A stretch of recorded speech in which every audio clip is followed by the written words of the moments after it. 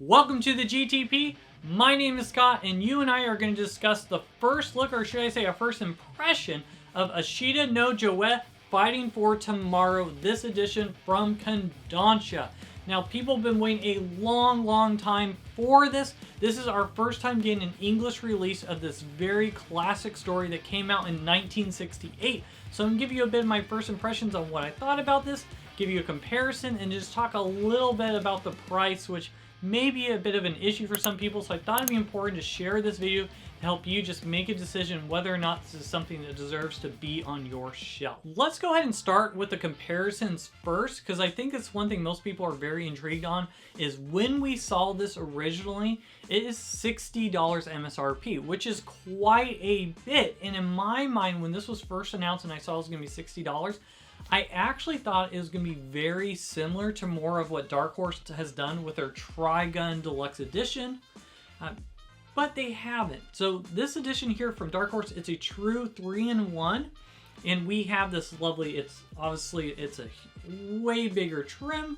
We have our lovely bookmark here. I absolutely love these things, and it's actually a nicer print quality of the pages itself with this edition with Trigun. Absolutely love it. I have a review on this if you want to know more of this. But then we have $50 versus $60 for this here. And for AshitaNoJoe, I thought it was interesting is this actually feels very similar to another edition from Kodansha, and that is none other than Vinland Saga. Now, Vinland Saga is in my top 10. It's a Viking story coming of age, phenomenal series. Definitely not for kids, but very good. And I gotta say, even the hardcoverness of the front, they feel very similar. Now, Vinland Saga, as of right now, I pulled it up, their MSRP is still $20 for this, which is a 2-in-1. This, I don't know if it's a true 3-in-1. It did come out in 1968, so the pages might have been smaller, but AshitaNoJoe is coming at around 580 pages, where Vinland Saga, I believe, is 464 pages. So $464 for $20 versus $560. I think we have, it's hard to compare. I do wonder if maybe it's the IP itself. Did it cost Kodansha a lot more? This is the first time ever in English. Did it cost them a lot more to get that license where Vinland Saga might have been cheaper? I wonder if that's the case.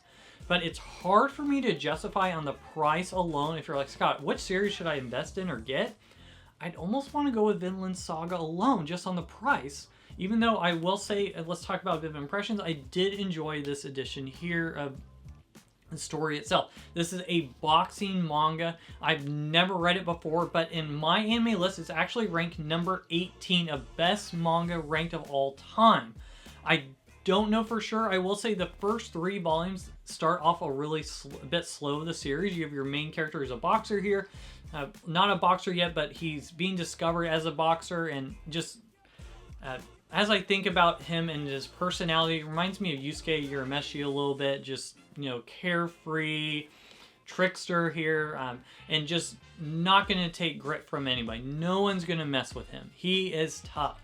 And then he has a situation where you'll see quickly on, he ends up going to jail, and then, which I thought was interesting, instead of immediately boxing right away, is he's thrown in jail. He's trying to figure life out as a delinquent, just from a high school. I think he's 15 in this for Big Joe, or Joette. So that was very interesting. I actually thoroughly enjoyed reading itself. You do, as you'll see here, as we're looking through things on my, is interesting just talking about the artwork. The artwork is a lot more old school, but I did not mind it, and that might be a turnoff for some people. But what I was attracted to the most is that this is a highly coveted rated series. I've had many people say this is their top 10 favorite series of all time, and there's 20 volumes total for it. So I don't know if that's going to mean for us is that we're going to get 10 of these total in between, or maybe a little more, a little less if it's like a 2-in-1. If it's like a 3-in-1, it'll be less. But I gotta say, man, the price is just a rather large chunk, which is really hard seeing that I can get something like this for $50 MSRP, which I'm not an MSRP person anyways. This you can get probably around $30, $37. This I'm seeing on Amazon right now for about $46. But here's my tension. Because I like this, and if you look at the grand schemes, let's say collect the whole series, if they came out with singles for $15 each, and there's 20 of them, we'd be looking at around $350. So if I did that MSRP, yes, collecting it that way would be more extensive here. But because they create it like this, it wasn't as bad, but still stung just with how much they're costing here. So I did enjoy it. If I had to give a rating just for the first 3 volumes, I'll say I'd give it a 7 out of 10 GTP rating. For this series, it's not going to be for kids. It's rated 16 plus. It was more just for language, him being a delinquent. There was nothing, I gotta say, there's no like major adult content or anything, at least so far in the story. So it was more just, I think, for violence and language, and it wasn't too violent. I gotta say, it's toned down, tampered for what would have been from 1968. So with that, from a 7 out of 10 just for the first 3, I'm going to go ahead and get the next volume, but I will not pay MSRP for it. I will probably wait till I can see it for sale for around probably around $30 is what I feel better paying this for, so I'm going to wait a little bit.